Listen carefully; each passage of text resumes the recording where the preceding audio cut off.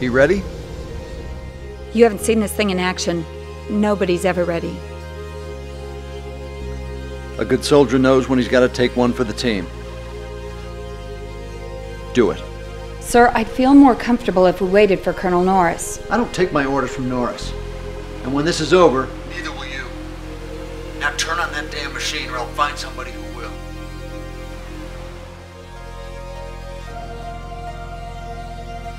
Just try to relax. Wait for it. Just like the battle sequence in the first half of the film, the interview room scenes in Fallout were shot entirely on green screen, which meant that everything other than the actors had to get added in post. And just like with the battle sequence, that meant that planning and prep had to begin long before we filmed anything. One of the key elements of this sequence is the memory extraction machine, which is used to reconstruct the events of the battle through the memories of the sole survivor. We knew this was going to be an intricate piece of futuristic machinery, and so we decided right up front to model it in 3D software and composite it in. Concept art for the memory machine was drawn almost immediately after the script was completed, and it was one of the first models that was worked on. Having the model developed so early in the process really came in handy on set, where I had to be able to accurately describe the machine to the actress playing the memory extraction tech. If you look at the original green screen footage, Katrina Matuzik, who plays Carter in the film, is sitting behind a stack of wooden apple boxes standing in for the machine.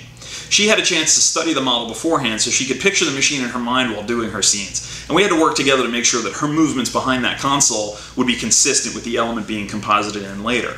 Along with the machine itself was the helmet, which would be worn by the character whose memories were being extracted. This also began life as a concept sketch and was modeled in 3D Studio Max. For a while, we toyed with the idea of compositing this element as well, using motion capture to drive the animation of the helmet and keep it married to the actor's head. Since our green screen studio also houses our optical motion capture system, we felt this would be a viable solution. We did a bunch of R&D on this concept, but ultimately decided that it would add an unnecessary layer of complexity to our already difficult filming process. Luckily, UAT had just acquired a rapid prototyping machine, in other words, a 3D printer that could build our Max and Maya models in plastic. The memory extraction helmet then became an obvious test of the 3D printer as a way for us to create props for digital video projects. The helmet was printed in a number of pieces and then assembled and painted, and other non-printed items like cables and hoses were added to complete the prop.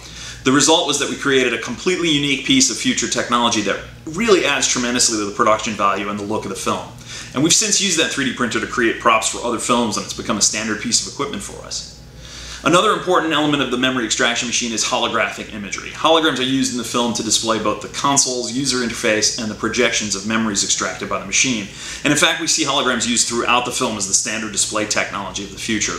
This was so important that we had a team of students dedicated just to holograms, and they spent a lot of time on research and development figuring out not only the look of the holograms, but the workflow for creating them.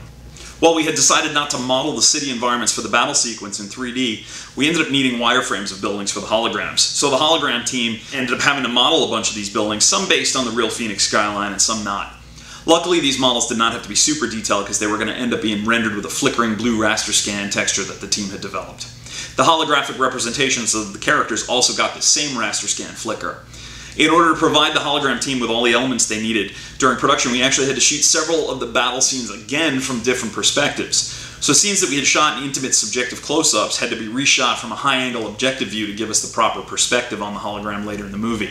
And some additional scenes that weren't shown in the battle sequence were filmed from a first-person perspective as part of the initial memory download that we see when the machine is first turned on. Keeping track of all these elements in each of these shots took a lot of organization, not just to make sure it all got filmed, but also to make sure everything would line up correctly in the composites later on. On the other end of the planning spectrum was the room that these scenes take place in. It was actually designed very late in the process. As a team, we debated and discussed the design of the military base quite a bit, and explored different concepts before our production designer ultimately generated some awesome concept sketches that gave us a direction.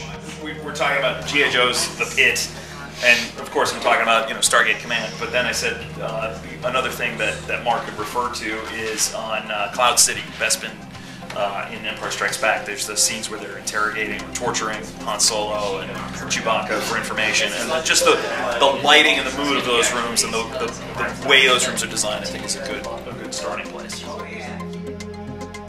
What this did was provide a consistency to the military tech of this future world, so that the dropship, the hangar, the corridors, the doors, the memory extraction machine, the helmet, everything looked like it had been designed and built by the same group of people. Show me.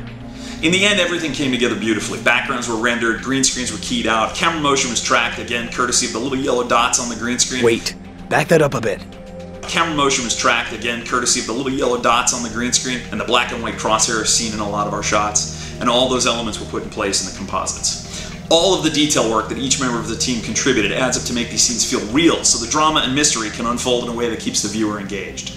For me, these scenes are what this film is all about, and they are a testament to the amazing creativity and professionalism of the entire Fallout team.